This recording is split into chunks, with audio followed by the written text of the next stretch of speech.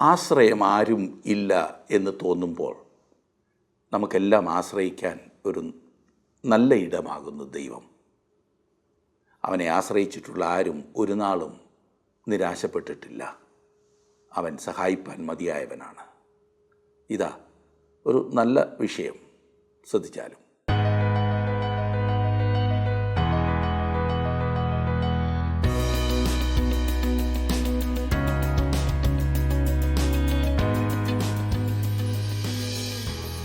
നമ്മെ ഭയപ്പെടുത്തുന്ന വിഷയങ്ങൾ കേൾക്കുമ്പോൾ നമ്മളുടെ പ്രതികരണം എങ്ങനെയാകുന്നു എന്നുള്ളത് ഏറെ പ്രസക്തമാണ്.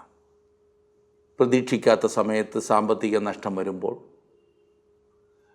നിങ്ങളുടെ രോഗത്തെക്കുറിച്ച് ഡോക്ടർ നിങ്ങളോട് പറയുമ്പോൾ, ജോലി നഷ്ടപ്പെടുമ്പോൾ, വിവാഹബന്ധം താറുമാറായി എന്ന് കേൾക്കുമ്പോൾ പെട്ടെന്ന് നമ്മുടെ പ്രതികരണം എന്തായിരിക്കും?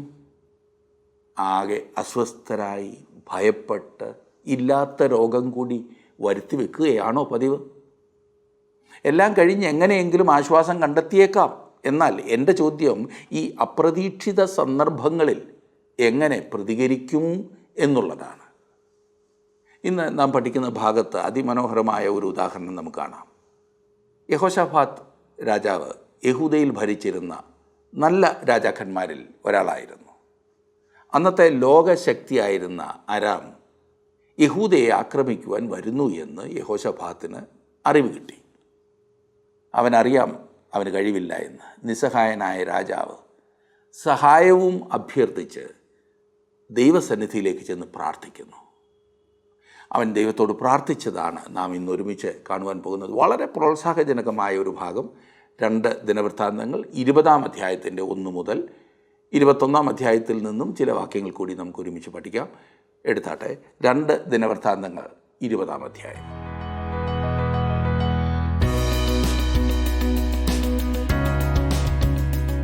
ഇരുപതാം അധ്യായത്തിലും യഹോശാഫാത്തിനെ കുറിച്ചാണ് പറഞ്ഞിരിക്കുന്നത്. 20-ാം അധ്യായത്തിൻ്റെ 1 മുതലുള്ള വാക്യങ്ങൾ.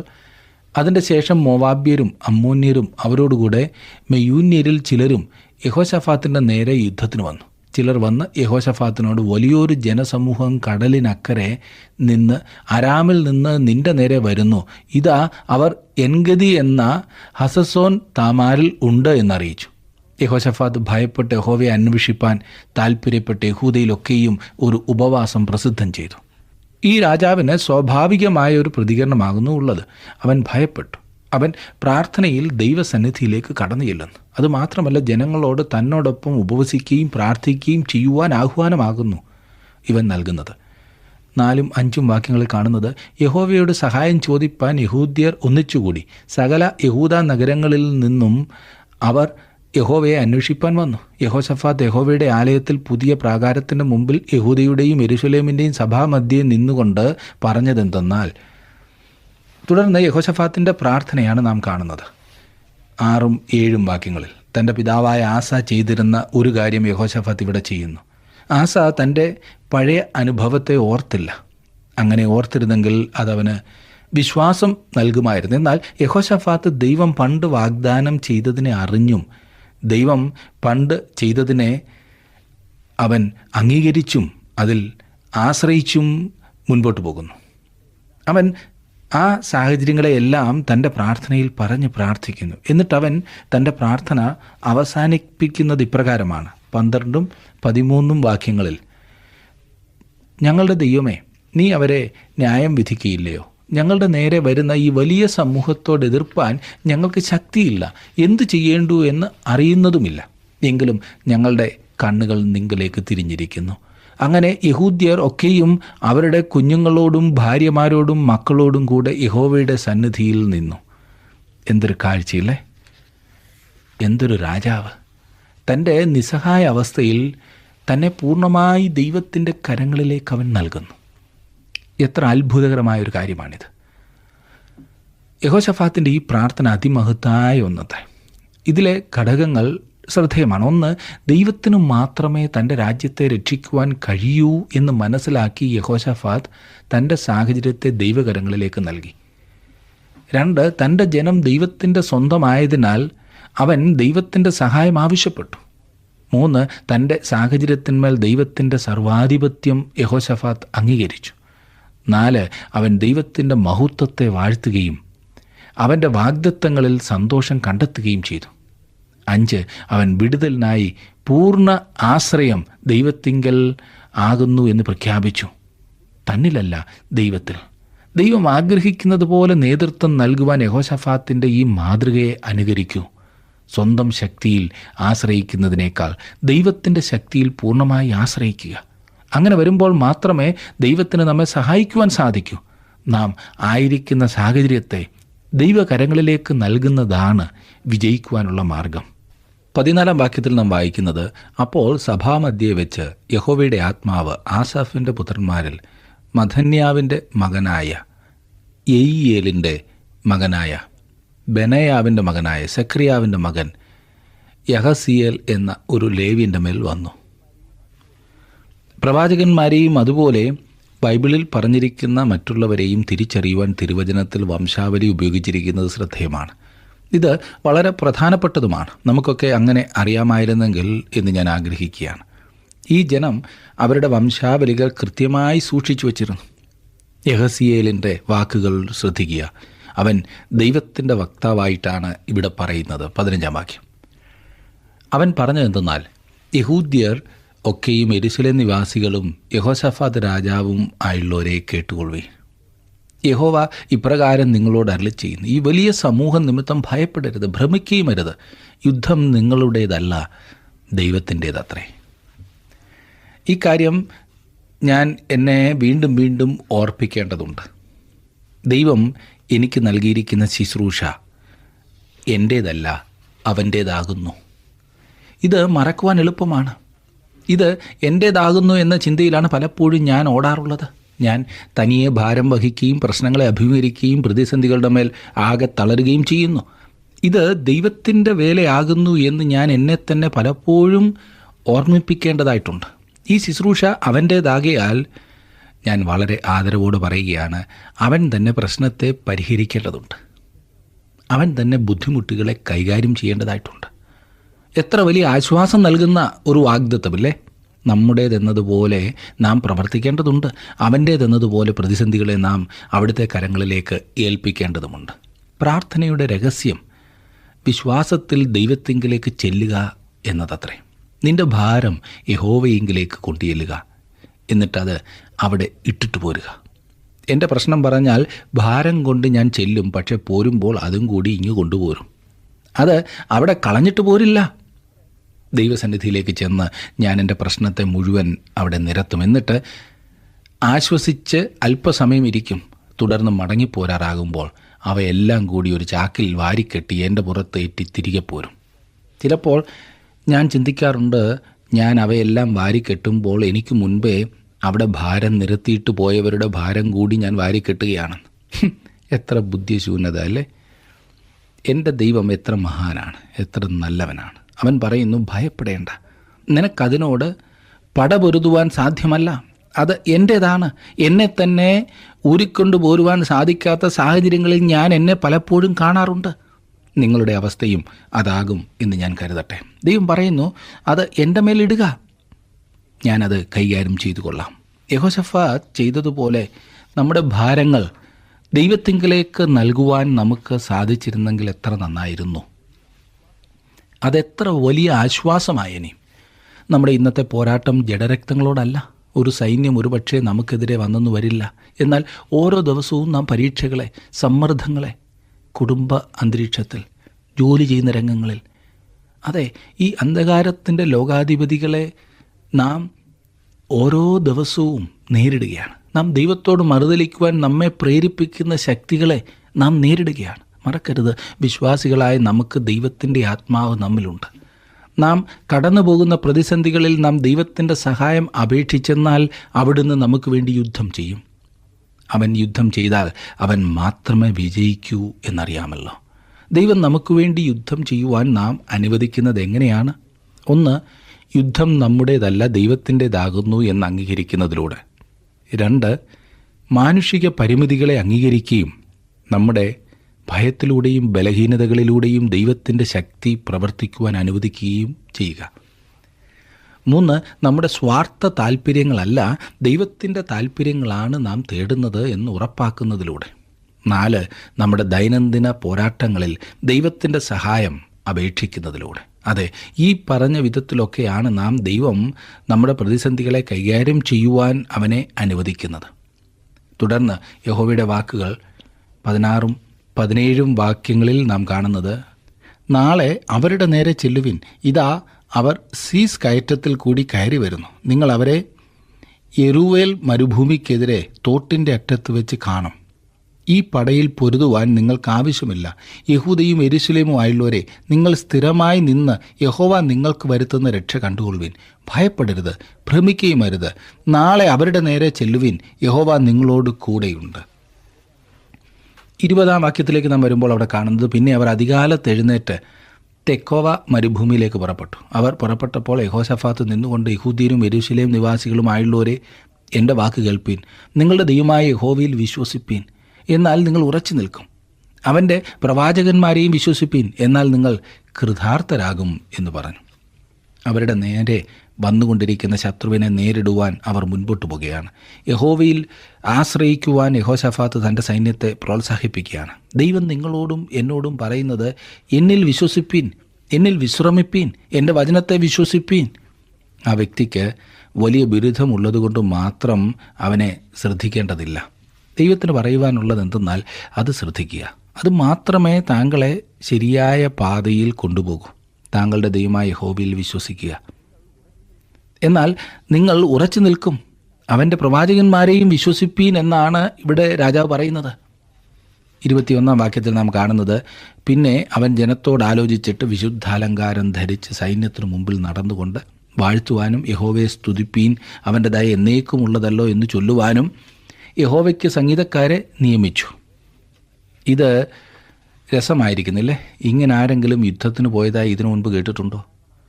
ഇവിടെ അസാധാരണമായ വിധത്തിൽ തന്നെ ഒരു സൈന്യത്തെ ക്രമീകരിക്കുകയാണ്. അവൻ അവൻ്റെ ദീർഘദൂര മിസൈലുകൾ ക്രമീകരിക്കുകയോ ആറ്റം ബോംബ് റെഡിയാക്കി വയ്ക്കുകയോ ഒന്നുമല്ല ചെയ്തത്. സംഗീതക്കാർ മുൻപിൽ നടന്ന് ദൈവത്തെ വാഴ്ത്തി പാടുവാൻ മാത്രമാണ് അവൻ ക്രമീകരിച്ചത്. അവർ പാടിയതോ അവൻ്റെ ദയ എന്നേക്കുമുള്ളത് എന്നത്രേ. ഈ അധ്യായം മുഴുവൻ കോരിത്തെരിപ്പിക്കുന്നതാണ്. വായിക്കുമ്പോൾ അങ്ങനെ തോന്നുന്നില്ലേ? തുടർന്ന് എന്ത് സംഭവിച്ചു എന്ന് കാണുക. യഹോവ അവർക്ക് വിജയം നൽകി. ദൈവം അവർക്ക് വേണ്ടി യുദ്ധം ചെയ്ത് ജയിച്ചു. താങ്കളുടെ വിലപ്പെട്ട നിർദ്ദേശങ്ങളും അഭിപ്രായങ്ങളും പ്രാർത്ഥനാ വിഷയങ്ങളും ഇന്ന് തന്നെ ഞങ്ങളെ വിളിച്ചറിയിക്കുക. വിളിക്കേണ്ട നമ്പർ 8281384455.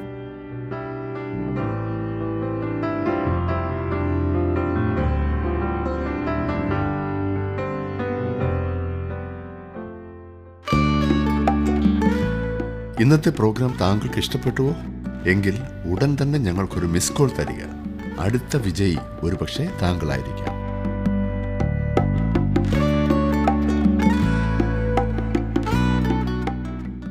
26-ാം വാക്യത്തിൽ നാം കാണുന്നത്, 4-ാം ദിവസം അവർ ബെരാഖ താഴ്വരയിൽ ഒന്നിച്ചുകൂടി. അവർ അവിടെ യഹോവയ്ക്ക് സ്തോത്രം ചെയ്തതുകൊണ്ട് ആ സ്ഥലത്തിന് ഇന്നുവരെ ബെരാഖ താഴ്വര എന്ന് പേർ പറഞ്ഞു വരുന്നു.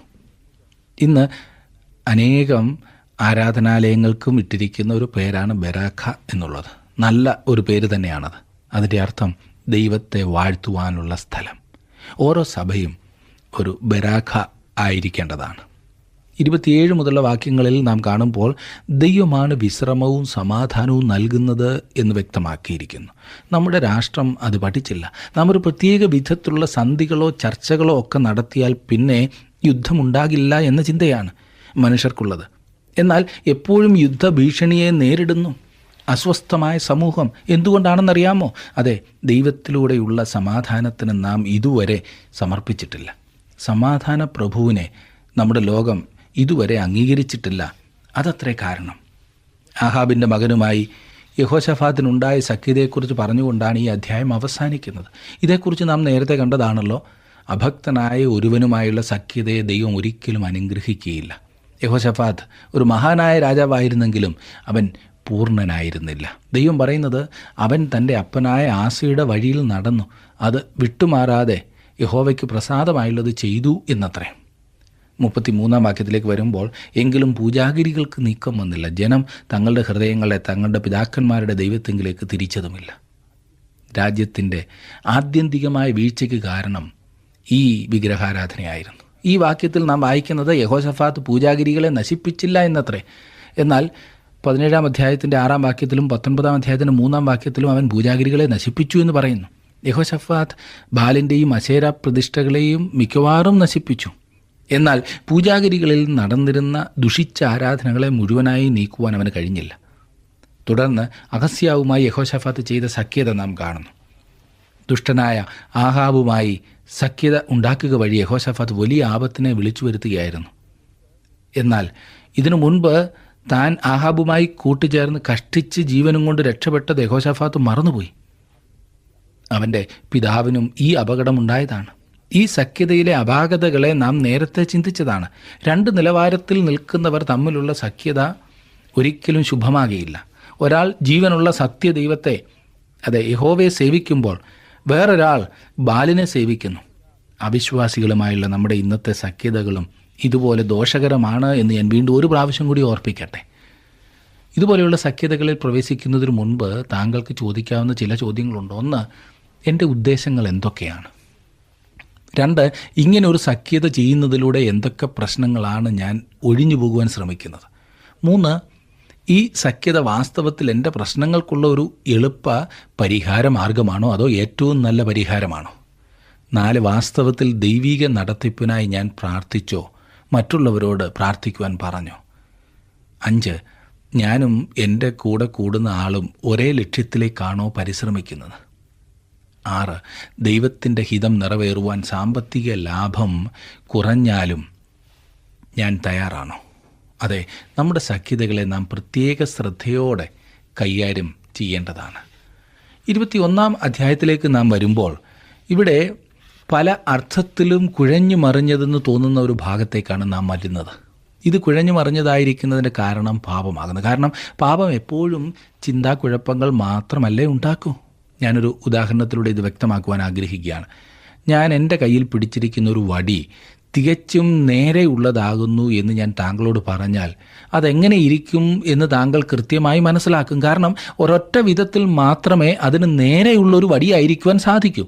എന്നാൽ എൻ്റെ കയ്യിൽ ഉള്ള വടി വളഞ്ഞതാകുന്നു എന്ന് ഞാൻ പറഞ്ഞെന്നാൽ അതെങ്ങനെ ഇരിക്കുന്നതാണ് എന്ന് താങ്കൾക്ക് ഒരു ഊഹവും ഉണ്ടാകാൻ വഴിയില്ല. കാരണം ഒരു സാധനം ആയിരക്കണക്കിന് വിധത്തിൽ വളഞ്ഞതാകാം. ഈ പറഞ്ഞതുപോലെ തന്നെ പാപം മനുഷ്യരെ വശീകരിക്കുന്നു. കാരണം അത് വളഞ്ഞതാണ്, വക്രതയാണ്, അത് വശീകരിക്കുന്നതാണ്. കാരണം അത് അസാധാരണവും കുഴഞ്ഞുമറിഞ്ഞതുമാണ്. നാം ഇത് യഹോരാം രാജാവിൻ്റെ ജീവിതത്തിൽ കാണുന്നത്. അവൻ യഹോശാഫാത്തിന് ശേഷം യഹൂദയിലെ രാജാസനത്തിൽ വന്ന രാജാവാണ്. അതെ, യഹോശാഫാത്തിനെക്കുറിച്ച് വളരെ ദീർഘമായി തന്നെ നാം കണ്ടതായിരുന്നുവല്ലോ. ഇനിയും അവൻ്റെ പിൻഗാമി വരുന്നു. 21 അധ്യായത്തിൽ യഹോശാഫാത്ത് തൻ്റെ പിതാക്കന്മാരെ പോലെ നിദ്ര പ്രാപിച്ചു. ദാവീദിൻ്റെ നഗരത്തിൽ അവൻ്റെ പിതാക്കന്മാരോടുകൂടെ അവനെ അടക്കം ചെയ്തു. അവൻ്റെ മകനായ യഹോരാം അവന് പകരം രാജാവായി. ആഹാബിൻ്റെയും ഇസബേലിൻ്റെയും കുടുംബത്തിൽ നിന്നും വിവാഹം കഴിച്ച യഹോശാഫാത്തിൻ്റെ മകനാണ് യഹോരാം. ഈ പറഞ്ഞ പശ്ചാത്തലം തന്നെയാണ് അവനെ ദുഷ്ടതയ്ക്കായി പ്രേരിപ്പിച്ചത്. ഞാൻ ചിന്തിക്കുന്നത് യഹോരാം ഈ പറഞ്ഞതിന് ചേർന്ന ഒരുവനായിരുന്നു എന്നത്രേ. 2 മുതലുള്ള വാക്യങ്ങളിൽ അവന് യഹോശാഫാത്തിൻ്റെ പുത്രന്മാരായി അസരിയാവ്, യഹിയേൽ, സെക്കറിയാവ്, അസരിയാവ്, മീഖായേൽ, ശഫത്യാവ് എന്നീ സഹോദരന്മാരുണ്ടായിരുന്നു. ഇവരെല്ലാവരും യഹൂദ രാജാവായ യഹോശാഫാത്തിൻ്റെ പുത്രന്മാർ. അവരുടെ അപ്പൻ അവർക്ക് വെള്ളിയും പൊന്നും വിശേഷ വസ്തുക്കളുമായ വലിയ ദാനങ്ങളും യഹൂദയിൽ ഉറപ്പുള്ള പട്ടണങ്ങളും കൊടുത്തു. എന്നാൽ യഹോരാം ആദ്യജാതനായിരിക്കെ രാജ്യത്വം അവന് കൊടുത്തു. യഹോരാം തൻ്റെ അപ്പൻ്റെ രാജ്യത്വം ഏറ്റ് തന്നെത്താൻ ബലപ്പെടുത്തിയ ശേഷം തൻ്റെ സഹോദരന്മാരെയൊക്കെയും ഇസ്രായേൽ പ്രഭുക്കന്മാരിൽ പലരെയും വാൾ കൊണ്ട് കൊന്നു. ഇവിടെ തനിക്കെതിരെ മത്സരിക്കുമെന്ന് തോന്നിയ സകലരെയും നികൃഷ്ടമായ വിധത്തിൽ യഹോരാം നീക്കം ചെയ്തു. അവൻ തൻ്റെ സഹോദരന്മാരെയും രാജകുടുംബത്തിലുള്ള മറ്റുള്ളവരെയും വാളിൻ്റെ വായ്ത്തലയാൽ വെട്ടിക്കൊന്നു എന്നാണ് നാം വായിച്ചത്. അവൻ എന്തിനാണ് അങ്ങനെ ചെയ്തത്? അതേ സുഹൃത്തെ, ഒരു വിശ്വാസിയും അവിശ്വാസിയും തമ്മിലുള്ള വിവാഹബന്ധത്തെ ദൈവം അനുഗ്രഹിക്കുകയില്ല എന്നുള്ളതാണ് ഇവിടെയും കാണുന്നത്. 6-7 വാക്യങ്ങളിൽ ആഹാബ് ഗ്രഹം ചെയ്തതുപോലെ അവൻ ഇസ്രായേൽ രാജാക്കന്മാരുടെ വഴിയിൽ നടന്നു. ആഹാബിൻ്റെ മകൾ അവന് ഭാര്യയായിരുന്നുവല്ലോ. അവൻ യഹോവയ്ക്ക് അനിഷ്ടമായുള്ളത് ചെയ്തു. എന്നാൽ യഹോവ ദാവീദിനോട് ചെയ്തിരുന്ന നിയമനിമിത്തവും അവനും അവൻ്റെ പുത്രന്മാർക്കും ഒരു ദീപം എല്ലായ്പ്പോഴും കൊടുക്കുമെന്ന് വാഗ്ദാനം ചെയ്തിരിക്കുന്ന നിമിത്തവും ദാവീദ് ഗൃഹത്തെ നശിപ്പിപ്പാൻ അവന് മനസ്സില്ലായിരുന്നു. ആ വംശത്തെ തന്നെ നീക്കിക്കളയുവാൻ ദൈവത്തിന് തോന്നത്തക്കവണ്ണം ഈ യഹോരാം ദുഷ്ടത പ്രവർത്തിച്ചു. അങ്ങനെ ദൈവം ചെയ്തിരുന്നെങ്കിൽ അതിനെ ന്യായീകരിക്കുവാൻ പ്രയാസമുണ്ടാകുമായിരുന്നില്ല. അത്രയ്ക്ക് ഭയങ്കര ദുഷ്ടത. എന്നാൽ ദൈവം തൻ്റെ വാഗ്ദത്തത്തിൽ വിശ്വസ്തനാണ്. താൻ ദാവീദുമായി ഒരു ഉടമ്പടി ചെയ്തതിനാൽ ദാവീദിൻ്റെ വംശത്തെ അവൻ നശിപ്പിക്കുകയില്ല. അതേ സുഹൃത്തെ, ഓരോ ദൈവ പൈതലുമായും ദൈവം ഒരു ഉടമ്പടി ചെയ്തിട്ടുണ്ട്. തുടർന്ന് 8 മുതലുള്ള വാക്യങ്ങളിൽ നാം കാണുന്നത്, അവൻ്റെ കാലത്ത് ഏദോം യഹൂദയുടെ മേലധികാരത്തോട് മത്സരിച്ചു, തങ്ങൾക്ക് ഒരു രാജാവിനെ വാഴിച്ചു. യഹോരാം തൻ്റെ പ്രഭുക്കന്മാരോടും സകല രഥങ്ങളോടും കൂടെ ചെന്ന് രാത്രിയിൽ എഴുന്നേറ്റ് തന്നെ വളഞ്ഞിരുന്ന ഏദോമ്യരെയും തേരാളികളെയും തോൽപ്പിച്ചു കളഞ്ഞു. 10-ാം വാക്യത്തിൽ നാം കാണുന്നു, എന്നാൽ ഏദോം ഇന്നുവരെ യഹൂദയുടെ മേലധികാരത്തോട് മത്സരിച്ച് നിൽക്കുന്നു. അവൻ തൻ്റെ പിതാക്കന്മാരുടെ ദൈവമായ യഹോവയെ ഉപേക്ഷിച്ചതുകൊണ്ട് ആ കാലത്ത് തന്നെ ലിബ്നയും അവൻ്റെ മേലധികാരത്തോട് മത്സരിച്ചു. ഈ ന്യായവിധി എന്തുകൊണ്ടാണ് യഹോരാമിൻ്റെ മേൽ വന്നത് എന്ന് ദൈവം വ്യക്തമാക്കുന്നു. ദൈവവചനം പറയുന്നു, ഈ ന്യായവിധി ദൈവത്തിൻ്റെ കയ്യിൽ നിന്നുമാകുന്നു എന്ന്. തൻ്റെ പിതാക്കന്മാരുടെ ദൈവമായ യഹോവയെ യഹോരാം തള്ളിക്കളഞ്ഞതിനാൽ അവന് സമാധാനം ഉണ്ടാകുക സാധ്യമല്ല. ദൈവം പാപത്തെ ശിക്ഷിക്കുമെന്ന് തിരുവചനത്തിലെങ്ങും പറയുന്നില്ല എന്ന് പ്രഖ്യാപിച്ചുകൊണ്ട് നടക്കുന്ന ആളുകളോട് ഞാൻ ക്ഷമ കെട്ടതുപോലെ ഇടപെടാറുണ്ട്. അത് ശരിയായിരിക്കില്ലല്ലേ? ദൈവം സ്നേഹം മാത്രം ആകുന്നു എന്ന് അവർ പറയുന്നു. അങ്ങനെ പറയുന്നവർ വാസ്തവത്തിൽ തിരുവചനം വിശ്വസിക്കുന്നില്ല എന്നതാണ് വാസ്തവം. അവർ അങ്ങനെ പറഞ്ഞെന്നാൽ ഞാൻ അവരിൽ കുറ്റം കാണുന്നില്ല. അവർ വിശ്വസിക്കുന്നത് അവരുടെ കാര്യം. എന്നാൽ ബൈബിളിൽ ദൈവത്തിൻ്റെ ന്യായവിധിയെക്കുറിച്ച് പറയുന്നില്ല എന്ന് പറയുമ്പോൾ ഞാൻ എതിർക്കാറുണ്ട്. ഇതിൽ പരം വ്യക്തമായി ഈ കാര്യം എങ്ങനെ പറയുവാനാണ്? ദൈവം പറയുന്നത് താൻ പാപത്തെ ശിക്ഷിക്കുന്നു എന്നത്രേ. അനേകർക്ക് തങ്ങളുടെ ജീവിതത്തിൽ നിന്ന് തന്നെ അത് സത്യമാണെന്ന് വ്യക്തമാകും. 11-ാം വാക്യത്തിൽ നാം കാണുന്നത്, അവൻ യഹൂദ പർവ്വതങ്ങളിൽ പൂജാഗിരികളെ ഉണ്ടാക്കി യെരൂശലേം നിവാസികളെ പരസംഗം ചെയ്യുമാറാക്കി യഹൂദയെ തെറ്റിച്ചു കളഞ്ഞു. തൻ്റെ പിതാവായ യഹോശഫാത്ത് ആ രാജ്യത്തെ അന്യദൈവങ്ങളെ ആരാധിക്കുന്നതിൽ നിന്ന് വിടുവിച്ചെങ്കിൽ യഹോരാം ആ ജനത്തെ അതിലേക്ക് തള്ളിവിട്ടു. അവൻ ദൈവവചനത്തിന് വിരുദ്ധമായി മുൻപോട്ട് പോയി. തുടർന്ന് ദൈവം നമ്മുടെ പഴയ ഒരു സ്നേഹിതനെ വിളിക്കുന്നു. അദ്ദേഹത്തെക്കുറിച്ച് നിങ്ങൾ മറന്നു കാണുമോ എന്തോ? വളരെ പ്രയാസമേറിയ ദൂത് നൽകുവാനായി ദൈവം എപ്പോഴും വിളിച്ചിരുന്ന മനുഷ്യൻ ഇവനത്രേ. അവനെ ഒരു പ്രശ്നക്കാരൻ എന്നാണ് അറിയപ്പെടുന്നത്. ഈ ജോലിക്ക് ചേരുന്ന മനുഷ്യൻ തന്നെയാണവൻ. അതെ, ഏലിയാവിനെക്കുറിച്ചാണ് ഞാൻ പറയുന്നത്. 21-ാം അധ്യായത്തിൻ്റെ 12-ാം വാക്യത്തിൽ നാം കാണുന്നത്, അവന് ഏലിയ പ്രവാചകൻ്റെ പക്കൽ നിന്ന് ഒരു എഴുത്ത് വന്നതെന്തെന്നാൽ, നിന്റെ പിതാവായ ദാവീദിൻ്റെ ദൈവമായ യഹോവ ഇപ്രകാരം അരുളി ചെയ്യുന്നു, നീ നിന്റെ അപ്പനായ യഹോശാഫാത്തിൻ്റെ വഴികളിലും യഹൂദ രാജാവായ ആസയുടെ വഴികളിലും നടക്കാതെ ഇസ്രായേൽ രാജാക്കന്മാരുടെ വഴിയിൽ നടക്കുകയും ആഹാബ് ഗൃഹത്തിൻ്റെ പരസംഗം പോലെ യഹൂദിയെയും യെരൂശലേം നിവാസികളെയും പരസംഗം ചെയ്യുമാറാക്കുകയും നിന്നേക്കാൾ നല്ലവരായ നിന്റെ പിതൃഭവനത്തിലുള്ള നിന്റെ സഹോദരന്മാരെ കൊല്ലുകയും ചെയ്യുകൊണ്ട് യഹോവ നിന്റെ ജനത്തെയും നിന്റെ മക്കളെയും നിന്റെ ഭാര്യമാരെയും നിന്റെ സകല വസ്തുവകകളെയും മഹാബാധ കൊണ്ട് ബാധിക്കും. ഏലിയാവിനെക്കുറിച്ച് പലരും പറയാറുള്ളത് അവൻ പ്രവചനമൊന്നും എഴുതിയിട്ടില്ലാത്ത വ്യക്തിയാകുന്നു എന്നത്രേ. അതിൻ്റെ അർത്ഥം ഏലിയാവിൻ്റെ പേരിലുള്ളതോ ഏലിയാവ് എഴുതിയിട്ടുള്ളതോ ആയ പുസ്തകങ്ങളൊന്നും ബൈബിളിലില്ല എന്നത്രേ. അവനൊരു പുസ്തകം എഴുതിയില്ലെങ്കിലും അവനൊരു ദൂത് എഴുതിയിട്ടുണ്ട്. ഈ മനുഷ്യൻ, അത് ഏലിയാവ് ഒരു ദൂത് എഴുതിയപ്പോൾ അത് ആ കടലാസ് തന്നെ കരിച്ചു എന്നത്രേ കരുതേണ്ടത്. താൻ എഴുതുന്ന കർക്കശമായ ദൂതിൻ്റെ കാരണം പറഞ്ഞുകൊണ്ടാണ് അവൻ ആരംഭിക്കുന്നത്. നീ നിന്റെ അപ്പനായ യഹോശാഫാത്തിൻ്റെ വഴികളിലും യഹൂദ രാജാവായ ആസയുടെ വഴികളിലും നടക്കാതെ ഇനിയും നമുക്ക് ആ ദൂത് എന്താകുന്നു ശ്രദ്ധിക്കാം. ഇതുപോലൊരു ദൂത് പറയേണ്ടത് ഏലിയാവ് തന്നെ ആയിരിക്കേണ്ടതാണല്ലേ? ഇതൊരു കഠിനമായ ദൂതാണ്. അതെ, ഈ യഹോരാമിനോട് അറിയിക്കുവാൻ ദൈവം ആഗ്രഹിക്കുന്ന ദൂത്. ഈ ദൂതിലെ ഉള്ളടക്കം അസാധാരണമൊന്നുമല്ല. ഏലിയാവ് നൽകും എന്ന് നമുക്ക് പ്രതീക്ഷിക്കുവാൻ കഴിയുന്നത് ഇതുപോലൊരു ദൂത് തന്നെയാണ്. ഓരോരുത്തരും ഏതു വിധത്തിലുള്ള ദൂതായിരിക്കും നൽകുക എന്നൊരു ധാരണ നമുക്കുണ്ടല്ലോ. എന്നാൽ ഇവിടുത്തെ സാഹചര്യം അസാധാരണമായ ഒന്നത്രേ. ഇത് 3 ചോദ്യങ്ങളാണ് ഉയർത്തുന്നത്. ആര്, എപ്പോൾ, എവിടെ? ഏലിയാവിൻ്റെ ദൂത്. എന്നെ ശ്രദ്ധിക്കുന്ന പ്രിയ സുഹൃത്തെ, പലപ്പോഴും ദൈവ വഴികളിൽ നിന്നും അകന്നു പോകുവാനുള്ള പ്രവണതയാണ് നമുക്കൊക്കെ ജീവിതത്തിൽ ഉണ്ടാകാറുള്ളത്. എന്നാൽ അങ്ങനെയുള്ള സാഹചര്യത്തിൽ ദൈവം തൻ്റെ ദൂത് നമ്മെ അറിയിക്കുന്നത് എത്ര ആശ്ചര്യകരമാണല്ലേ? നാം ഒരിക്കലും പ്രതീക്ഷിക്കാത്ത വിധത്തിൽ. അത് കേൾക്കുകയും അനുസരിക്കുകയും ചെയ്യുന്നതാണ് അനുഗ്രഹം. ദൈവത്തിൻ്റെ വചനം കേൾക്കുകയും അനുസരിക്കുകയും ചെയ്യുന്നതാണ് അനുഗ്രഹം. ദൈവത്തിൻ്റെ വചനം കേൾക്കുവാനായി, അനുസരിക്കുവാനായി തയ്യാറാണോ? ഇന്നത്തെ ഈ ക്ലാസ്സിൽ പങ്കെടുത്ത എല്ലാവർക്കും ഞാൻ നന്ദി പറയട്ടെ.